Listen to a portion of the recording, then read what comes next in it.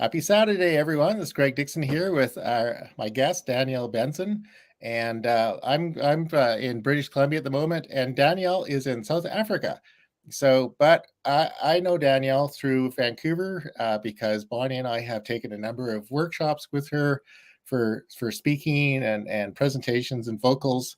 And you have a number of drop-ins. I've gone to a number of drop-ins with you, and also you have some course material. So we have a number of clients. I guess part of I was just telling Danielle what my hidden agenda was for asking her to be here, and yeah, there we go. Anyway, so part of it is in a bunch of in networking groups. A lot of people I see that spinning their wheels. They're in there. You're going every week. They're spending money to be there, and they're doing the same thing over and over again and having zero success. So either they need to, to either become more effective in their presentations or go do something else, really, just to stop it. And also we have a number of clients where we coach them how to do short presentations in video and also we're working with somebody who's going to be on like a guest on shows like this already at hopefully at the Oprah Winfrey level and do keynote presentations and all those things, and that's the kind of thing that you help people with. So maybe you can give a little bit of an introduction to yourself, and I've asked you to come up with some tips, some things that are pretty easy to do.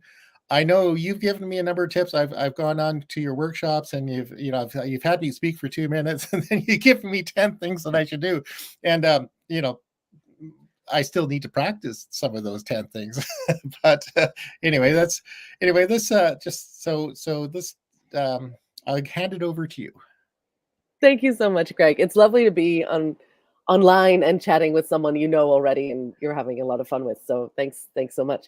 Yeah, it's we're human beings, and whether we're standing up at BNI in-person networking on a Tuesday morning, or we're trying to go Facebook Live, or we're doing our TED Talk on stage, it's really funny how we always have the same crutches that we lean on, the same bad habits that we do, no matter what type of speaking that we're doing. So I'm hoping that these 5 tips will relate to everybody, no matter what type of speaking you're doing, whether you're a new speaker, whether you're just kind of venturing out online, or whether you're an experienced speaker.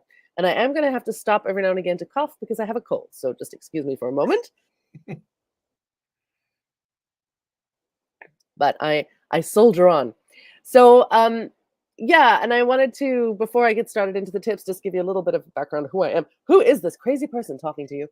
My background is in acting. I trained as a theater actor. So a lot of the emphasis in my training was on working without a microphone, working to use the voice body instrument to reach potentially 2,000 people in an auditorium with all the emotionality and the fullness of someone, who's right next to you as well. So even in those really small, vulnerable scenes, how do you make sure everyone in the audience can hear you? And it's not an easy thing to do. It does take a lot of physical training. And it's funny. I had a conversation with a client yesterday saying, it's crazy that we have to have voice coaches to teach us to do something that we do all day, every day. We speak all day, every day, and we need a coach to teach us how to do it professionally. But if you think about it, anyone who uses their body professionally needs a coach. A gymnast needs a coach. A soccer player needs a coach. A swimmer needs a coach. And just because speaking is something that we do day to day doesn't mean that when we're doing it professionally, and in any professional sense, networking is professional, that we do need someone to help us just with the basic physicality of how this instrument works, because we're not taught that at school. And it is very important. It's important for vocal health, and it's important for your impact on the world. So my first tip today is, please, for the love of everything, please don't read your script. I know it's very tempting, and you spend hours and hours and hours making this perfect script, and you want to make sure that the audience hears every single perfect word. The problem is the cadence that you have when you're speaking extemporaneously, like when you're just speaking in conversation, compared to the cadence that you have when you are reading is very different. And everyone can tell. And just the way, your eyes glaze over when something isn't interesting or it's overstimulating or it's kind of boring, it's too much or too little, your eyes kind of glaze over, your ears do the same thing. So as soon as we hear that someone is reading, we glaze over. We don't listen with the same interactiveness. We don't listen with the same enthusiasm as we do when someone is speaking from the heart, off the cuff. So I know that that's a horrible thing to hear because most of us, we want to become better speakers by writing. But you know what you become a better speaker by doing? Speaking, not writing. So I do encourage you, absolutely, make bullet points. I'm going to say topic 1, topic 2, topic 3. Sure, do that, but do not make full sentence notes and never ever read them. Ideally, don't even take your notes up with you. Use them as an organizing tool beforehand. And then when you go up and speak or when you press record to speak, forget it. Jump off the cliff, trust yourself, and speak from the heart. Because if you are speaking in a way that is difficult to listen to, no one's going to hear your perfect words anyway. No one's going to be listening to hear them. Rather, have people listen and have yourself be imperfect, but at least make a connection. It's all about making a connection. If you can make a connection with someone, you can, sort out the details later. But they will not hear your perfect words if they are not listening. So that is the first thing that I have to say. Please, please, please, please, do not read. Any questions about that before we keep going, Greg? Are we going to is this just me or are we going to chit chat? It's just me. No, that's perfect. So yeah. So along those lines, one piece of advice that I've had, I think from Marie Forleo and in others is to just look into the camera, which I'm not that great at, and pretend you're talking with somebody on the kitchen table. Like you're just having a conversation. Even if there's 10,000 people out there, you're really just talking to one person at a time. 100%. You're always talking to one person at a time, even when you're standing in front of a group of people. Yeah. The key is, and I know that the camera can be intimidating. The key is looking into the lens. Don't think of it as looking at the camera. Think of it looking through the camera. Yeah. You're looking through the camera to your audience on the other side, through space and time, through this miracle of the internet. We can actually reach there is a real person on the other side. So you need to really have them in your mind. And the more you can make that ideal audience member part of your target market and someone that you like talking to, if you can really have them strong in your mind, and what I will often do if I'm recording and it's not live, either, usually after I press record and I'll just cut it out, the beginning bit that I cut out before I actually start my speech, I'll address that person by name just to really get that relationship there, just to really get it strong because yeah, you want to feel like you're talking to a real person. And when you're alone in your basement, that's not easy to do. No, it's not easy to do. No, I've spent a fair amount of time doing getting people to talk to me on camera about their business, right? To do short presentations. And one of the things I say is I get them to imagine that I'm their perfect client or their specific client, right? So I have a friend who still sends me a note and says, "Hi, Lisa," because I was Lisa, her client. And so I almost created an email address with Lisa in it, but I love it. That's a different story. That's commitment.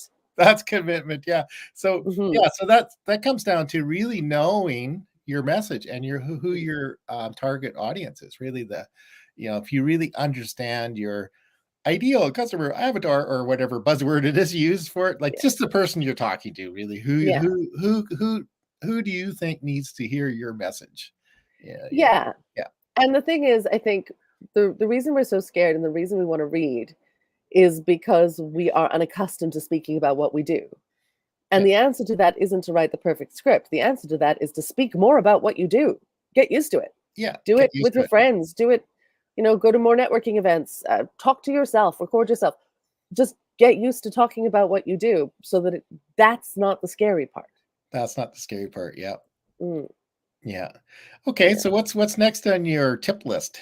Tip number 2 is related, funnily enough, along with don't read. And actually with what we've just been saying about how you don't want to overplan because you want to be spontaneous, say less. We do, and And I've done this recently, so I'm not perfect either. We all have this really strong sense of, I want to tell you everything. There's so much to tell you. I want to tell you everything. I've got 1 minute. Let's go. And we speak as fast as we can and we try and cram all this information in. And once again, those ears just glaze over because we are saying so much. We're saying it so fast. No one can absorb that much information. So instead of trying to communicate a lot, try to communicate one thing really clearly, or even with a lot of enthusiasm and with a lot of personality and you-ness, your unique, wonderful, talented mess, as I like to say, because we are all a little bit of a mess. So choose something specific and focus on that. And this is part of organizing your thoughts before you stand up to record or to speak. You don't need to prepare a script, but what you do need to do is decide your focus. I'm going to talk about this one thing today. And if I have an idea that is so good, but it doesn't support that one thing, I'm not going to say it. And so I don't need to spend too much time in my head editing or trying to think, oh, should I say that? Shouldn't I say that? Because you will get inspired and ideas will come, or you will want to just say everything. Oh, this is everything that I do. These are all the ways that I can help you. Instead of that, say just one thing and say it well. I think, again, this comes from a fear. A lot of our bad habits come from fears. And I think the fear of this is that people won't know everything that we do and we'll miss an opportunity, or they'll miss an opportunity.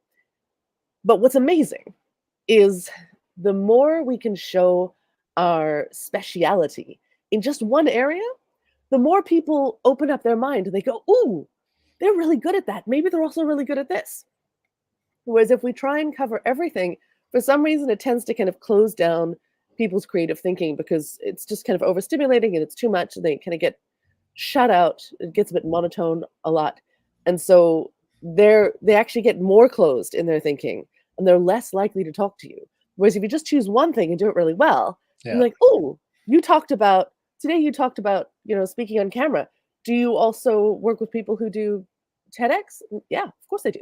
So, then their creative juices start flowing. So say less, but say it well.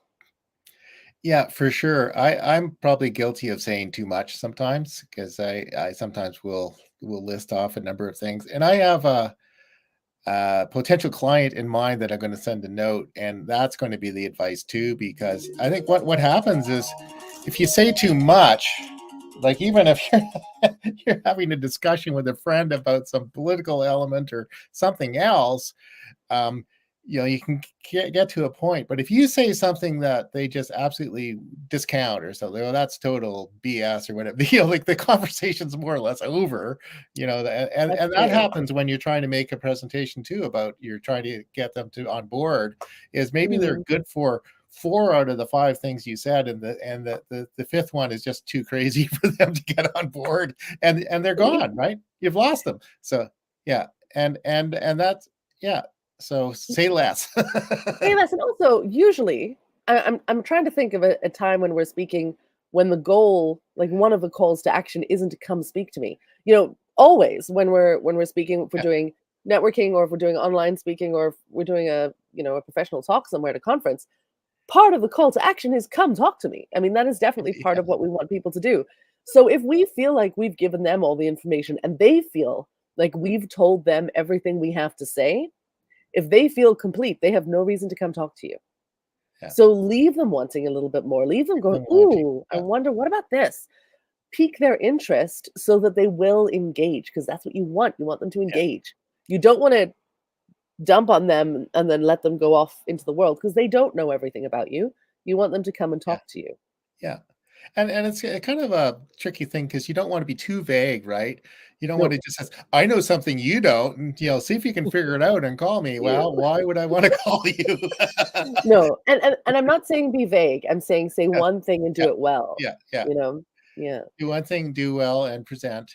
It's always a challenge for me because I do a lot of things. And so the simplified version of what I do is we do a lot of stuff to help you show your stuff and sell your stuff. Today I will choose one. So we do these 17 things. Today in this video, I will speak to one of the 17 things that we do. One of the 17 Tomorrow's video will be the second of the 17 things we do. So that's why and then you have a 17 segment video already. Just boom, right out of the box, get 17 videos. How great. Yeah, pretty good. Yeah, we have, well, one of our clients, just out of his book, we probably have there's probably fuel for 100 short videos out of it, because there's just tons of material there to work with, really. 2 years worth of content. I love it. Yeah, yeah. Yeah, There we go. love it. Love it. And okay, so what's tip number 3? So tip number 3, 4, and 5 are getting more into the physicality of speech. So we've talked a bit about kind of the more psychology of it, the practicality of choosing what to say. Now I want to talk a little bit about how we speak. And the most important thing that I could ever tell anybody ever when they are using their vocal folds to speak, doesn't matter what situation you're in, doesn't matter if you're using a microphone or not, always, always, always breathe in before you speak. I know that sounds stupid. Everyone's like, well, of course I breathe in before I speak. But most of us don't consciously breathe in when we're speaking. And we tend to speak on very little breath. And that is why people lose their voice. That is why people have smaller voices. That is why people push their voice when they're trying to be louder, because they don't have enough breath to support them. Breath support is the number one failing in untrained speakers. A lack of breath support. And so I'm telling you now, I promise you, you're probably not thinking about breathing in before you speak. Or what some speakers will do is they'll breathe, the first breath will be beautiful, the nice deep breath in. Oh, I know I need to breathe before I speak. So, hello, my name is Danielle Benzon, and I am here to speak to you today. Oh no, I have to breathe in again. Now, I don't want to waste everyone's time breathing in, so I'll just take a tiny little top-up breath. I'm here to speak to you today about breathing and speaking, and I'm going to take all these little top-up breaths. And as I take these top-up breaths, my breathing gets more and more shallow, and my voice gets more and more thin and more, and it just kind of avalanches into this horrible mess. We have to continue to breathe deeply. Now, part of that is you cannot breathe through your nose when you're speaking. It takes way too long. So you must get used to breathing through your mouth when you are speaking. You don't need to do it on the street. You don't need to do it in any other part of your life, but when you are speaking live, you will breathe in through your mouth. You cannot you don't want to waste your audience's time breathing in through your nose, because that sounds like this. And now my breath is full. I'm not going to do that every time. Of course not. So breathing in through your mouth, it's extremely quick to get a full breath, and then that breath will carry your voice. It will relax your voice, so it sounds more pleasant to listen to. So we won't have these kind of tense voices when we're speaking. A deep breath in will relax your voice, so you're more pleasant to hear. It will carry your voice. Your voice will carry further. It will go to the back of the room, and it will give your voice clarity and strength. So to breathe in deeply before you speak every time. There was something else I wanted to say, and I've already forgotten what it was. But that was just a silly analogy. That's what it was. I wanted to say that your breath to your voice, if you want to use a metaphor, it's like the gas in your car. If you don't put gas or petrol in your car, it's not going to go very far. But so many of us try to drive really long distances with almost no gas, and we wonder why we keep breaking down. Yeah. So please breathe in consciously before you speak. Yeah, I pushed a few cars in my day. Literally and metaphorically. Yeah. So I may be anticipating one of your tips, but related to this is we tend to speak without any punctuation, so that it's a one big run-on sentence. In which case you just, we got to get to the end, especially in a networking group. I got 30 seconds to tell everything I need to know, whereas, you need to take a breath and have some pause so people could digest what the first sentence you said, and they can absorb it, and then you go into the next one. So it takes off the pressure. You don't have to say as much, and your presentation's better. Is that the kind of what you were going? This is how I know that I've structured my 5 tips well, because my previous tip just led you naturally onto my next one. So I know that's logical, because you got it. That was going to be the next thing I was going to say. So yes, absolutely. You don't have to remember as much if you're breathing more often, because you don't need to remember the whole sentence. But also, once again, we don't want our audience's ears to glaze over. And if I am saying everything on one breath, I'm gonna use yeah, I'm gonna use Shakespeare as an example because I love Shakespeare. Just go with me. Uh, if, for example, I want to say the entire sentence in one breath, I could say, "To be or not to be, that is the question, whether it is nobler in the mind to suffer the slings and arrows of outrageous fortune, or to take arms against a sea of troubles and by opposing end them." Now that's one sentence. It's easy to do on one breath. I didn't run out of breath. But could you understand anything? I mean, it's Shakespeare, so maybe you couldn't anyway. But chances are it was even more difficult to understand because it's all one long thing. Now, even if you don't get all of the words, because I am using Shakespearean language, but see how much easier this is to understand if I allow myself to breathe where it makes sense for me. And we're talking like ideally between 2 and 5 words is where you want to breathe. To be or not to be? That is the question. Whether it is nobler in the mind to suffer the slings and arrows of outrageous fortune, or to take arms against a sea of troubles, and by opposing, end them. Now, you might still not quite have the gist of what I want to say, but you can tell definitely that there's a this or that, and I'm kind of struggling with which one should I do. And the reason that is, I'm not, I mean, when when we do everything on one breath, I don't have the luxury of living in the meaning as much. I don't have the luxury of feeling the nuances and the texture of the words because I'm putting everything on one breath. And no matter how much I say, I only have that one breath.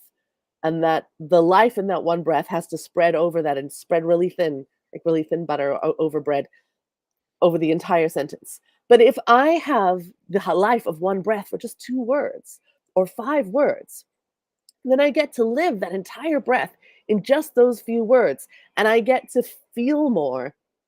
I get to be more emotionally connected to what I'm saying. I get to live it more. So it brings more vocal energy in as well. It's not just about, being louder or pausing more often. It's about physically inhabiting the grammar. So I am living what I am saying more. I have more emotional connection to it. I have more of a relationship to the words that I'm saying, and it comes out in my vocal energy. And you can hear there's more energy, there's more life. So the more often you breathe, you give yourself a gift. Every time that you breathe, you give yourself a gift of this breath is a new life. And I can choose to use that life and that story any way that I like. And when that is over, the new breath is a new life. And so even within one sentence, I can have 7 or 8 stories going on, Yeah. different stories within one sentence. And it brings everything to life. It also parses the grammar. It makes the grammar more physical so that people can break it down more easily when they're listening. Because if I say everything quite monotone and I'm doing one sentence and it's all one thing, then it's really hard to kind of pick apart the meaning. Whereas if I say one sentence and then I breathe and I say another sentence and then I breathe and say a third sentence, it's a lot easier for the listener to keep up with me. So that's the other thing. Yeah. So you said something very important. Just by the way, before you Oh, came, I had Shakespeare's "All the World's a Stage" on the screen. Anyway, but what was really important, and it was very evident when you did that, is Mm, every line, as you said, had its own. Like one was a question, right? mm, And the other was a statement. And you're like, is each you were connected to each the meaning of each one of those phrases, which are different, and your voice managed to communicate that to the audience, to the so and that's the thing is, I think that gets lost when we're especially when you're reading a script or you feel yeah, you're rushed, or and yeah, you're just not and the same applies in a vocal, presentation too, like, absolutely. how to if most vocal coaches will say, you need to connect with the lyrics more, in order to communicate the Mhm, joy or the pain or the hurt or whatever it is that's yeah, in that song. You need to connect, and that's where sometimes people don't have the life experience to resonate with the songs they're singing sometimes, and then others can make anything sound believable. yeah, and that's about living a full emotional life and Yeah, being connected with yourself. You don't have to have lived something to connect with it. That's a whole other conversation we can have yeah. another day. Well, But I did want to say something you said about, yeah, the complexity of the language. Not all of us are as conflicted or as complex as Hamlet, but some of us are talking about complicated ideas. Some Yeah. of us are talking about IT, some of us are talking about business finance. These are complex ideas. And if we don't give those ideas enough space to breathe, they are going to be very difficult for our audience to digest. And it's not always about dumbing down the language. Sometimes it's about allowing the language to live more. Yeah. Yeah. Absolutely. So what's next on your tip list? I have one final tip, my fifth tip. I mean, I could go on forever, but I decided to cap it at five. My fifth tip is, on this idea of vocal variety and energy. Even if we can't see your hands, like right now, you cannot see my hands. Sometimes I bring them up to show them to you and put them down again. But even if your hands are not in view, always speak with your hands. Now, be careful if you're on a desktop or something. Please don't hit your table with your hands because that will be very loud on your microphone and it might wobble your table. But the reason it's so important to gesture is, again, we're bringing the voice into the entire body. A lot of us think of the voice, we think of ourselves as, talking heads. The body just, it's just this vehicle to move my head around. And it's not true. You speak with your entire body. And I promise you this is true. I can feel my voice in my toes right now. You speak with your entire body if you know how to use it. And the more we can allow ourselves to access that full body, the more interesting, the more engaging, the more fun our voices, the more captivating we are to listen to. And so, a very kind of cheap hack is to gesture, because once we are physicalizing, we're physicalizing our grammar. So, again, the same as breathing more often, allowing our gestures to support our grammar and what we're saying really helps. It helps us orient things in space. It helps us develop a relationship to what we're saying because we are moving in space, but it also helps my body to have a different vocal relationship with what I'm saying. This is over here and this is over there, as opposed to this is over here and this is over there. We want to be in our bodies when we're speaking. And the best, easiest kind of way to trick yourself into being your body without coming to work with me and doing all the exercises, and the easiest, fastest way to start the process is to get your arms moving. So even if we can't see your arms, move your arms anyway. Now, you got to be careful if you're on camera. You don't want to do these little, little fingers in and out. If your arms are up, we want to see them. If they're in screen, they're on screen, if they're in frame, that's the word. If they're in frame, we want to see them, move them around a little bit, and then put them away, and then keep them away for a while. But you still move them. You still make gestures while your hands are off screen.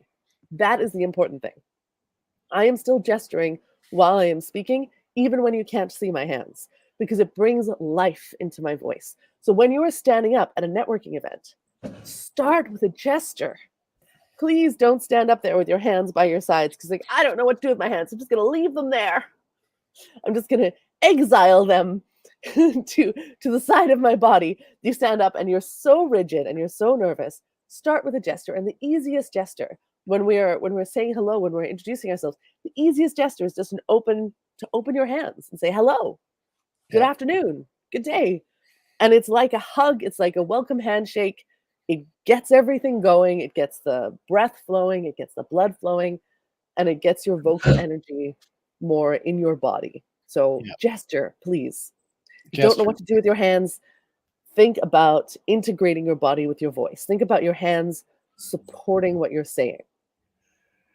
Yeah. That's great advice. I've had some embarrassing moments gesturing with my hands in a Oh, live yes. situation, like knocking the other person's drink on their lap, Oh, that's whoa. I have to be careful at parties because I'm a hand talker, and I have Hand to talker. not have a drink in my hand because Yeah, sometimes yeah. terrible things happen. Is that like an Italian thing? You think you can't Mm, talk without their hands? Like yeah, some people think stop their hands or can't move their mouth. Yes. yeah. So, yeah. So anyway, I put a little you want to learn more about Danielle, there's the inspiredspeaker.com, and I've created a a little page where you can go back and watch this video Ooh, with some notes. There might even be a transcript at some point here, and hey. I'll put that in the chat here too. And so you've got for one, you've got a bunch of information, some more tips and things, and then you also do a needs assessment. Like you will meet with somebody to figure out what they need, um, Mhm. and figure out how to work with you. Yeah, so I have a lot of things online. I have a YouTube channel and I have a mailing list now where I I disseminate one voice tip a week, which has been really fun to create.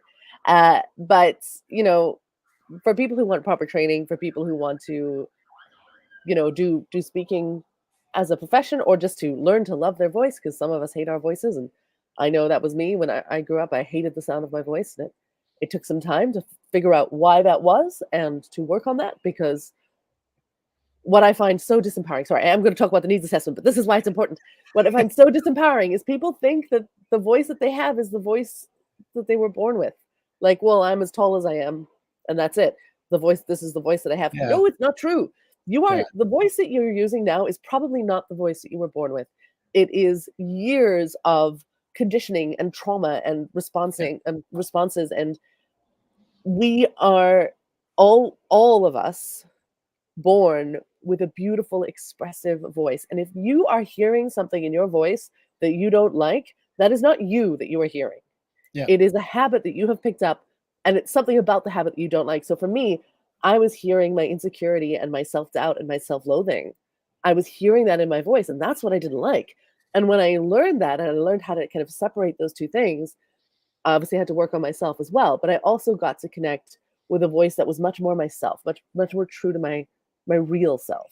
yeah, And now speaking is an empowering act instead of something that I cringe at. So yes, the vocal needs assessment is not only for people who want to do like TED Talks or Facebook Lives every week. It's also for people who want to develop a real relationship with their voice body instrument and with their self-expression, because it is something we do every day. And this work is so vast that I can't just, talk to someone for 5 minutes and be like, "Oh, this is for you. yeah, yeah, This yeah, of yeah, my 17 programs, yeah, this yeah, is the yeah, one that you need." So, what I like to do is I like to sit down with someone.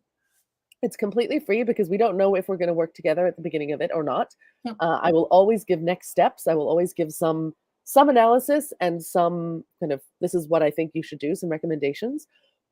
It's not always work with me. Sometimes it's a referral, sometimes it's, some research. Sometimes it's work with me, one hopes, occasionally. Uh, but it's important to kind of really get to know someone, get to know their history with their voice, understand.